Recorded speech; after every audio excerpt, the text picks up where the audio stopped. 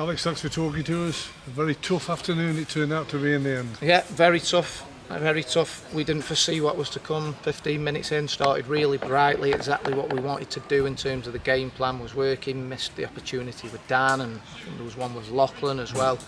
So we were in a position where we wanted to be, and then really poor goal to concede. We barely had any sort of inroads into our half of the pitch until that point. So then the game completely changes on that head, and then a player loses his discipline, which is then completely changed the complexion of the game and just made it 10 times more difficult to navigate and negotiate through. Days like this against opposition who are good in possession, really good in possession, and it's hot, are difficult enough to navigate through. But when you then go down to 10 men, it makes it very, very difficult indeed. And the outcome was they cruised to victory. We couldn't get any pressure on the ball higher up the pitch. We needed every single body to try and exert some pressure on them because of the way they play. And when you're one down in terms of those bodies, it just makes it so difficult to engage and, as I say, win the ball higher up the pitch. And the result of that was the second half, obviously. We didn't threat at all and conceded 2 poor goals, obviously, to take the scoreline away from us. How disappointed with that word that you used there, he lost his discipline. How disappointing is that for you and his teammates? Yeah. 2 people to blame today. Me, as the manager, because we've lost a game of football. So I'm to blame, no one else. When we win, it's on the players, absolutely. They deserve all the plaudits. I don't want any pat on the back for winning games of football, that's what we're there to do. But when we lose, I think I should take all the flak, because ultimately it's on my head and I'm happy to take that.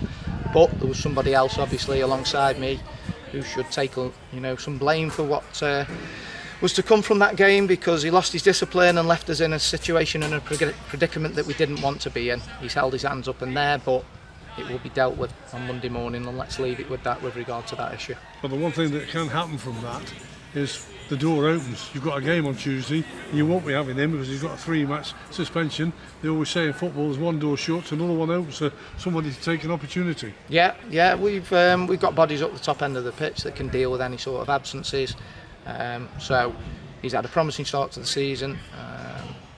Today he's made a very ill-judged decision, which has then meant that obviously somebody else is going to take his place in the team. It's up to them to grab it with both hands and have an impact on Tuesday night. Look, we've lost a game of football. We've lost a game of football, not in the circumstances that you would want to lose it, but we've got to respond on Tuesday night. There's 2 home games to come, and we'll be going all out, obviously, to win those games against Sutton and Northampton to ensure that we've had a very good and promising start to the season. Was that the one thing that was on your mind as the game went quickly away from you, those 2 quick goals, that you've got to try and look after certain players out on that pitch?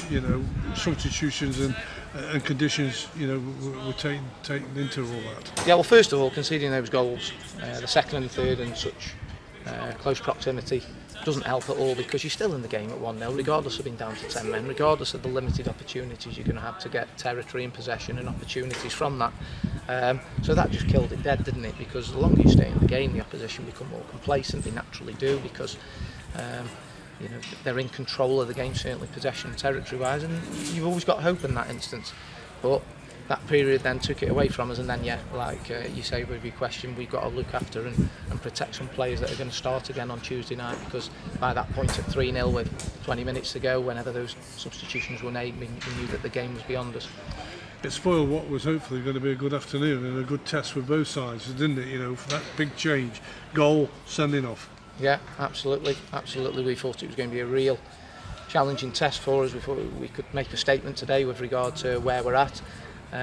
But as I say, ultimately, when games are lost, give all the flak to me, not the players. Give all the flak to me, because it's on me. Ultimately, I've got to prepare a team to win a game of football, and we've not won a game of football. We brought a lot of supporters here, so that's where I see things when we lose games of football. Stick with the players.